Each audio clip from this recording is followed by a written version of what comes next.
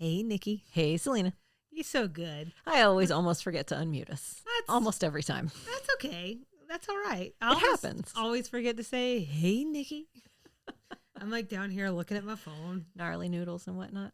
Gnarly noodles. It sounds good, I think. You searching for dinner? No, we're definitely having chicken tonight, and I'm really sad about it. Like grilled chicken? Yeah. Oh. Yeah. That's what happens when you don't cook the chicken till later in the week, because everybody was just eating whatever they wanted at the beginning of the week, and that everybody is me. But you all didn't need to know about that. That's just part of the big circle of eating. Nicely done.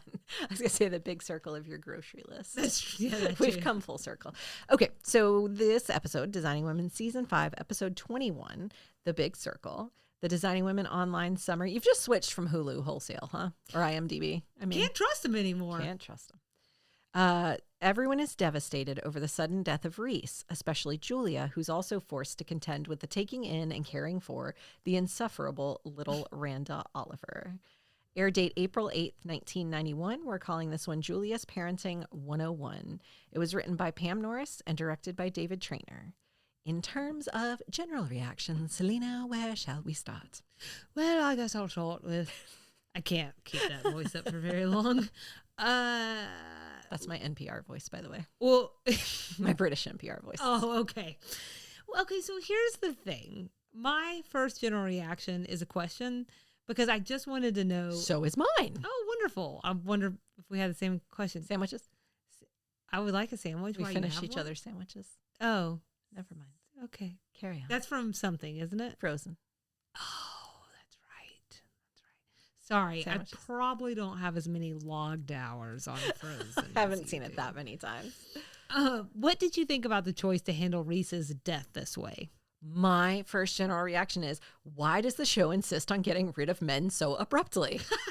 We had Dash disappearing into the night. It's because we hate men. We hate men. Dash disappeared in the night. JD dropped off a fertility watch and skeeted out of town on fumes. And now, poor Reese. She's just going to go. We haven't seen him in forever. I didn't even look back to the last time we'd seen him. We haven't seen him in forever. He shows up just long enough to die. Yeah. And doesn't even show up. Yeah. Okay. So you didn't love it. You didn't love it. Didn't love it. Okay. Well, I'm about to do a whoopsie daisy on you. Uh-oh. You loved it. I don't know. I if we have to talk about Reese, you might as well be dead. I think it's a little. I love Hal Holbrook. So it's a little abrupt, but I think I'm mainly grateful, and here's why. I'm grateful they didn't take us through this whole thing, especially since we already went through all of these beats with his heart attack episode back in season 2. That's what's so annoying about the whole thing. We already had to do the emotional crap, and he didn't even die back then. So now he's going to die, and we're just going to rip off the Band-Aid? Well, but at least we didn't have to sit in the hospital. I guess that's true. Yeah, so I thought the setup felt realistic. I mean, she's still very sad and somber. It's like death makes you feel quiet and small. And I thought that was captured pretty well. Yeah. Like the people around you, they just want to make you feel better, but the only thing that could do that is time. So I thought all of that felt real. So there's that. I think you're right. I think you're probably right. This is probably the way to have done it. It's just coming right on the heels of JD having just left in that way. It just is everything just feels so abrupt, and these women can't have, and like all of Suzanne's love interests die. We don't even get to meet any of them. No, they're 112 to start with. Except Dash. So yeah, that just, I don't know. I think you're probably right. That probably was the way to deal with it. It just is the way all of them have been handled. So, we did get the return of Suzanne the problem solver, jumping in at the time of a crisis, being Scarlett O'Hara, which is kind of a through line for the whole series, honestly. That's she's just the hero of the show. No, I just mean not constantly, that's not the right word, but consistently have gotten show storylines, words coming slowly, but plot lines where she comes in and she's the hero. I think even when Reese was in the hospital last time, she was a hero. Yeah. So it's consistency in her character when we were recently talking about inconsistency. Right. She's selfish, but she steps up when she needs to. Exactly. She actually cares for Julia. Yeah.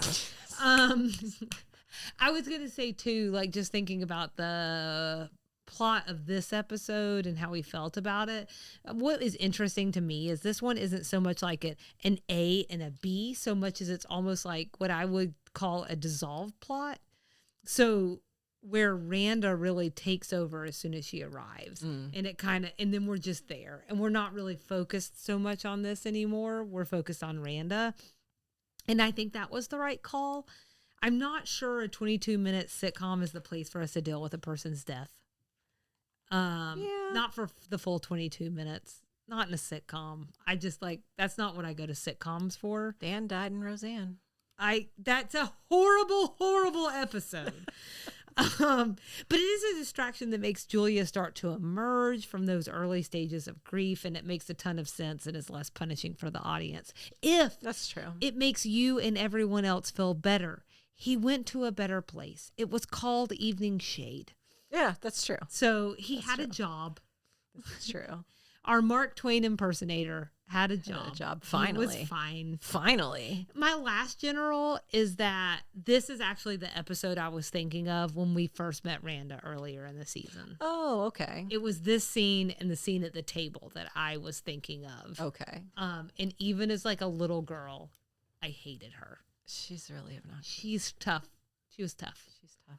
So. I have two more generals. One, I almost got weepy when Julia was giving her big circle speech. Julia almost made me cry. She almost broke you, huh? Where she talks about, when you're left behind, the days stretch in front of you and nothing interesting could possibly ever happen. You meet new people, but they couldn't possibly take the place of the ones who are gone.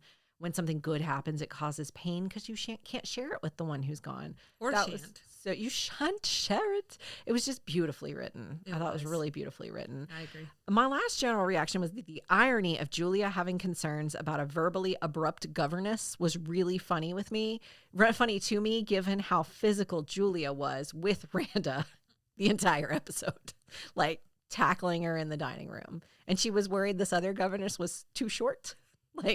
In this, too abrupt. Since she's the other governess, is Julia also a governess? Is it weird that even in 1991 was the word governess in full use? Right. I have was it not a tutor? I think it was rich people speak. I think they were trying to imply that was the rich. I wouldn't have known. Because Charlene has a nanny. Yeah. Randa's family has a governess. Yes. I mean, I think so one, what you're saying is quite valid. On the other hand, I do think somehow Julia's was less cruel. Yes, 100%. Yeah, 100%. She's dealing with cold parents, and Julia at least wasn't cold. She was quite warm. Right. A little hot, in fact. Right. So in terms of strays. Did Did you think Reese's daughter's letter was unusual? I don't even remember. She wrote and said, Julia, we spoke briefly at the funeral, but my father always spoke so highly of you. Oh, kind of distant. This whole thing of Julia being Reese's best friend, but not his girlfriend. Yeah. And not his fiance. Right. And not a family member. Yeah. A little disjointed or something. Yeah. Yeah, that's a good point. Julia's dress in the first scene is absolutely stunning. I took a picture of it. I'll navigate to it in 45 minutes. It's black with a white collar? With the red collar, okay. Yeah. Can I take your picture and see you a picture? Yeah. I also saw a boom mic or a camera something in the corner over here in the dining room scene. I still don't see it. You see it move into the picture and then out of the picture. It's definitely there. Oh, that's amazing. Yes. I love those things. It's hard to follow someone who's tackling a child to the floor. It is challenging. Speaking of that, though, can confirm, challenging. The dining room situation confuses me a lot, and I really feel like I'm owed an official floor plan of this house. Oh, okay. All of these seasons later, I want to know, we've spent this whole time knowing there's a storeroom off to the side. Yes. Which sometimes is more than a storeroom, maybe a bathroom over there. Behind the kitchen. In behind the kitchen. Then there's the tiny little kitchen. Then there's this observatory with the patio. Where is this dining room? I don't know. I don't know. It's only for headlocks and hamburgers. The direction that Mary Jo and Charlene were walking to get to the dining room was toward the storeroom. And when they showed Mary Jo in that episode with JD, there's a window right there. There's no door anywhere for them to get to a dining room. Right. And they had no money. So how are they changing all this stuff even to That's what I'm saying. mess up where things are on the stage? That's what I'm saying. Yeah, I hear you. Should we have named it Headlocks and Hamburgers? We should have. It's maybe a mistake. That would have been better. 100% I had a version, if not the exact dress that Randa is wearing. Oh, no. Well, it's not like I picked it out. I had my 6th grade yearbook picture. I have one with the collar like that on it. That actually was not the dress I thought you were going to show me. The dress I thought you were going to show me is the one she was wearing when she was cleaning up the broken glass the next morning. She looks like a doll. Okay. It's so big and This obnoxious. This is like a teal dress, and it has like all pink accoutrement. Like, it has pink bow. I know we know. Yeah, pink bow, a pink sash. She's got the white lace hose on. Probably black patent leather shoes. She's got the black patents on. And this is exactly how my grandma would dress me for all of the times. And depending on how itchy thread good I was at the time, that's how big the fight was. I was going to say, you either had holes in the pantyhose or not. Oh, Lord. I was a rough and tumble kind of kid. They suggested Julia go to the zoo to relax. Can you even imagine? So one, it's like the zoo, really? But could you imagine Julia at the zoo? I can't decide whether I'm imagining heels or a full-on safari outfit. Oh, okay.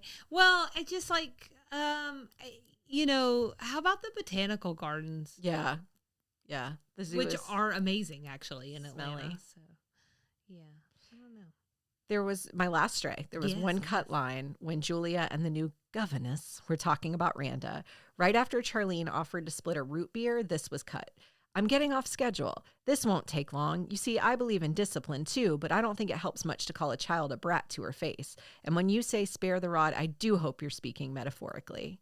So not so pivotal to the story, as with most of the cut lines. Not so pivotal that it really matters, but it just adds more emphasis to, I think, this fire that Julia felt when she met that governess and her worry for Randa. Let me tell you what I like about the cut lines. Tell me. It is a commitment on your episode? part, a commitment to thoroughness. And I really appreciate it. And you know who I really think appreciates that? Our most passionate wing of Designing Women fans. Oh. They're They're passionate to the cut lines, and they are really hot about the fact that those cut lines are cut on Hulu. It's annoying. It is annoying. It's So annoying. thank you for continuing to call them out. Yeah, well, I do it for you and I do it for them. I do it for the community. I do it for the people. Suzanne watch. I really wish I had the ability to come up with something. I want to come in and just be like, have like a detective's theme. Maybe it's like the Pink Panther. Yeah. Inspector Selena. I think we just did it. Okay. Go Gadget Eyes. Suzanne watch. Oh. Anyway, so Suzanne watch. They didn't do her dirty, but I did notice, and what I mean by that is they still let her be this strong character. This strong They still let her person. show up to work.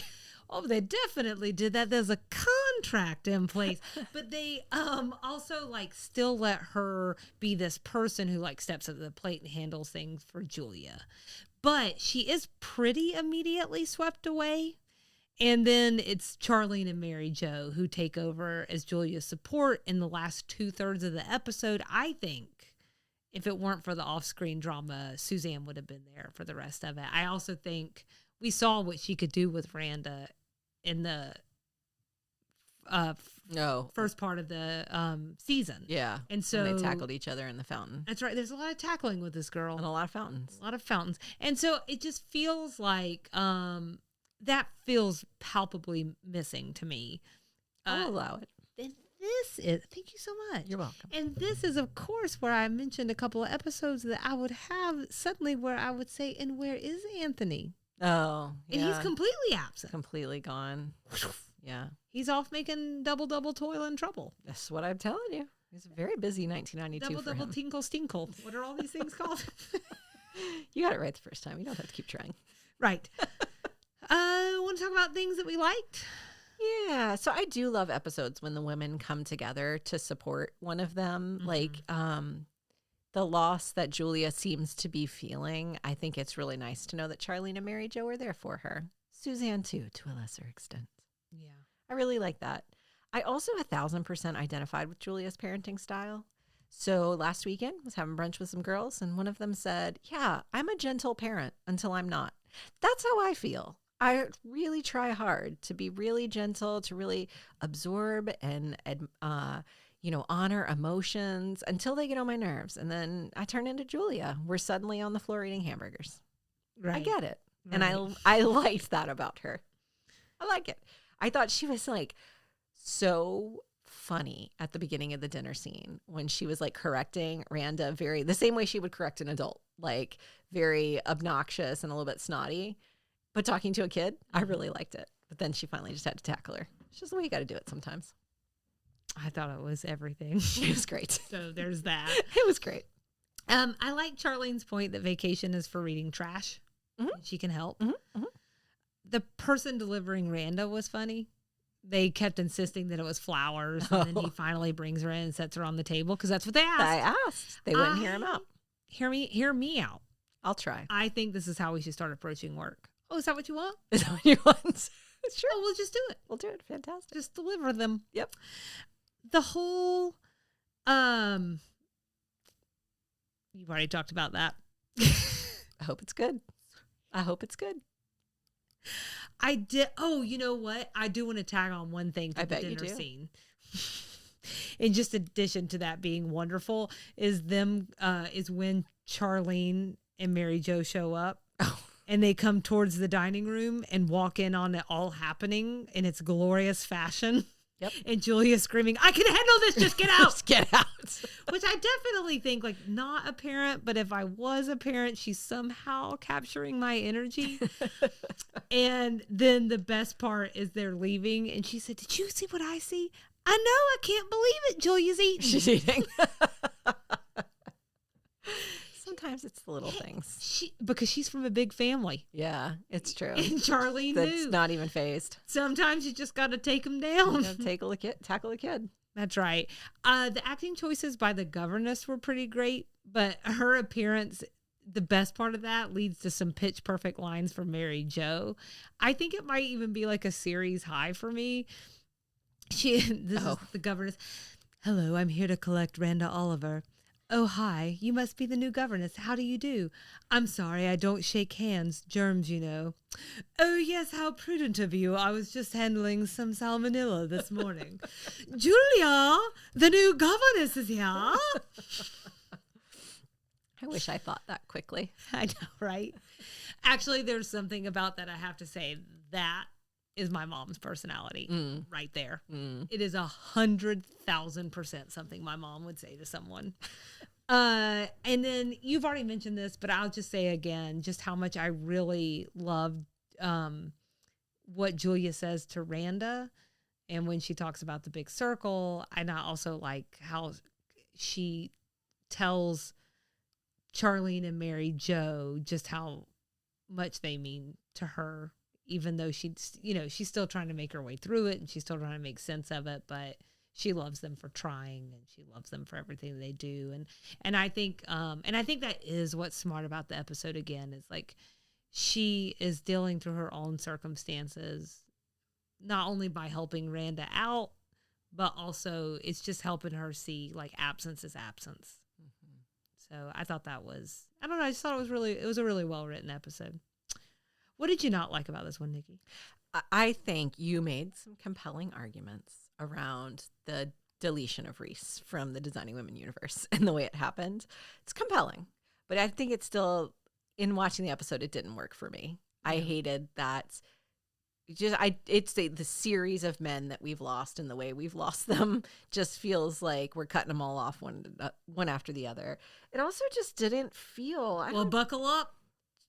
I know. Because we're about to lose half the cast. I know. And unceremoniously, which maybe like you made some compelling arguments. So I will sit back and I will think on those. But for now, because I wrote these days ago, I will say it just didn't feel like a reasonable goodbye. Okay. For someone that she says meant so much to her.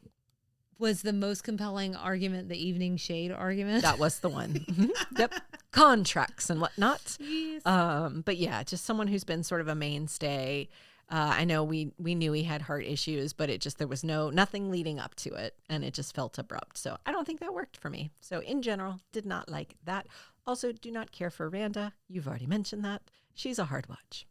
Yeah, I thought Hot take. I was This has been Hot Takes with Nikki. I was softening up towards the end of the episode and also feeling like, I don't know. I guess if your parents are a-holes, then there's a good chance you're going to be an a-hole. It doesn't always happen that way.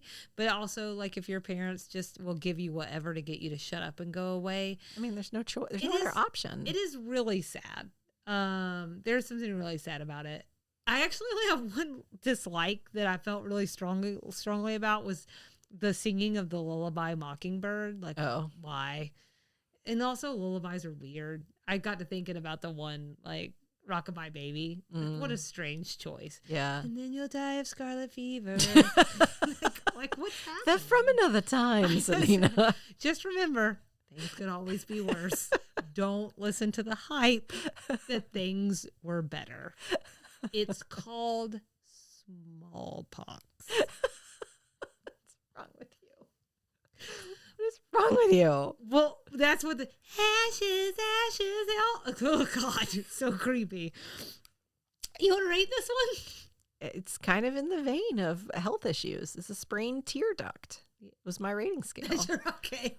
I gave it 3 out of 5. And again, I think that my biggest complaint is it just didn't feel like a reasonable goodbye to Reese, especially under these circumstances. Well, especially since I think your strongest argument was the fact that you couldn't remember the last time we seen him.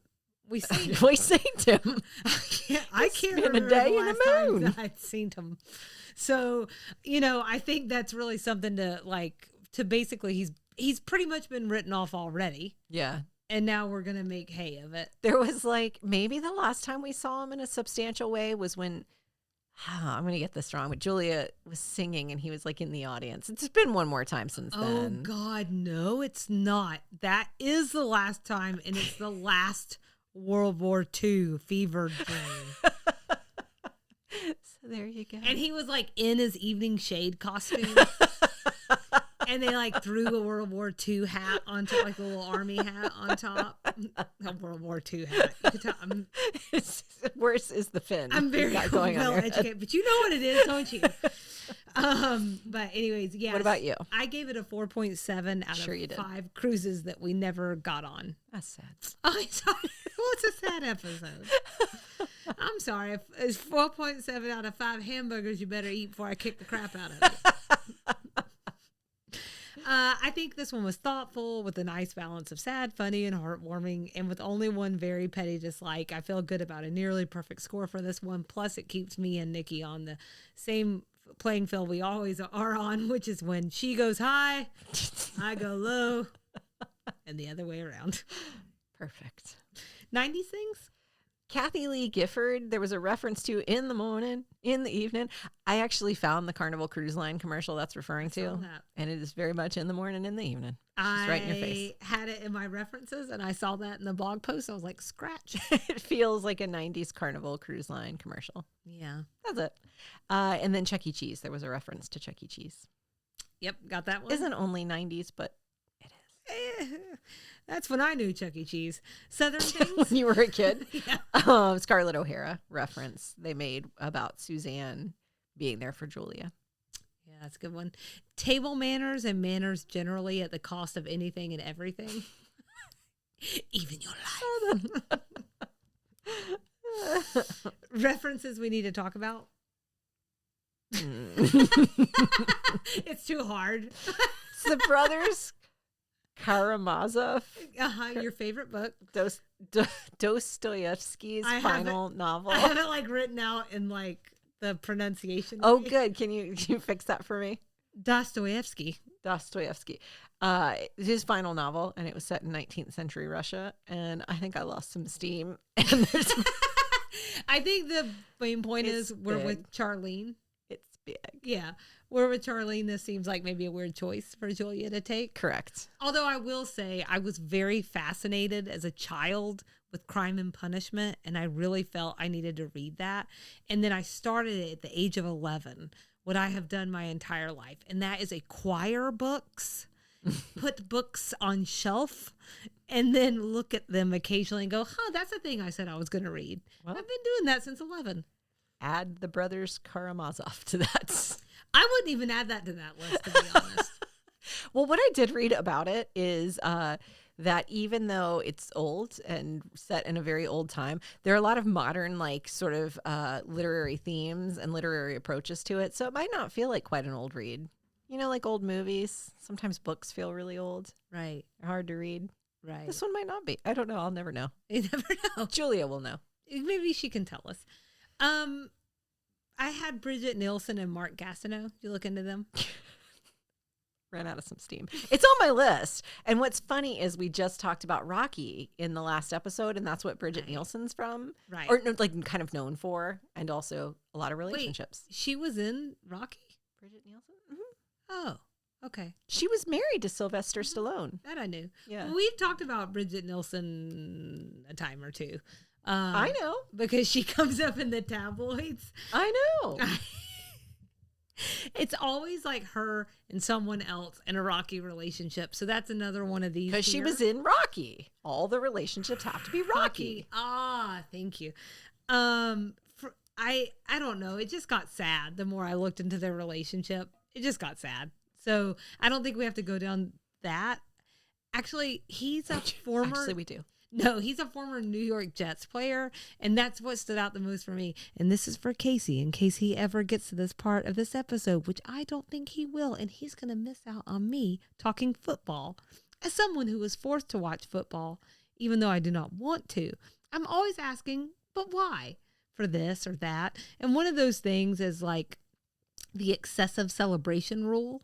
Oh. And he is kind of the reason that exists. There's been several iterations and it changes. Like they've loosened it in some ways, and like back in 2017, and then they've tightened it in other times. But apparently his wild and prolonged sack dances angered opponents, started brawls, and then led to an NFL ban on such celebrations. So you're going to miss that, Casey. I'm well known for my sack dances. Are you... That could just mean so many things. So I'm going to leave that there. Anne Margaret in a prison movie. All I'm going to say is I couldn't walk it back. They mentioned like, it's like an Anne Margaret prison movie. You're the lady warden from the blah, blah, blah. I couldn't find it. That really annoyed me. The closest was Anne Margaret and Grumpy Old Men. Mm-hmm. One of my top films of all time. Carry on. That's a great movie. Grumpy Old Men and Grumpier Old Men. It's a comfort movie for me. Sure. Both of them. Well, it's mid-90s. That's comfort time. She wasn't a nurse or a lady warden or whatever in that movie, so. I didn't think it was Grumpy Old Man, to be honest. Okay. Just double checking. I didn't trying think to it help was you, that. Selena. The closest I could find was Once a Thief, but I never found anything about lady wardens, because I'm assuming that, like, just based on all the context, the warden was mean. Or then I was like, maybe Anne Margaret was like just... You know how like certain people get to like a certain phase in their career and then they're doing the same movie over and over again. So I thought maybe that was happening. Like suddenly she had found herself like mid-career and typecast. I found nothing. That's what you need to know. And that is references that Nikki didn't care about, which is what we're actually going to change this section name to at some point. It's going to be references Nikki didn't care about, or references Nikki started very strongly on and then fizzled out on. If the Wikipedia article goes, you have your 20-minute rule. For me, it's like, if it doesn't catch me in the first paragraph, I'm like, yeah, no, this is a hard pass. So next episode, season 5, episode 22, Friends and Husbands. We'd love everyone to follow along with us and engage. Instagram and Facebook at Sweet Tea and TV, YouTube, TikTok at Sweet Tea TV Pod, then YouTube at Sweet Tea TV 7371. Our email address is sweetteatvpod@gmail.com, and our website is www.sweetteatv.com. As always, there are several ways to support the show. Please tell your family and friends about us. Please leave right now and go rate or review the podcast wherever you listen. And then you can also go visit the website for additional ways to support the show from the Support Us tab. And then Thursday, Selena, I think we have an extra sugar inspired by this episode. And it only works if I speak with this accent. Is this what you think NPR reporters sound like? The British ones. So BBC reporters. The British ones. Yes, I'm still kind of workshopping the name. We'll probably go with this one because now I'm saying it. But I'm calling this week's Extra Sugar later on this week a minimum standard of good manners with Julia Sugarbaker. So I hope you'll come back around and reference whether or not Nikki and I have good manners. And you know what that means? What does it mean, Selena? It means that we have a really uneven British accent. And it also means we'll see you around the bin. Bye.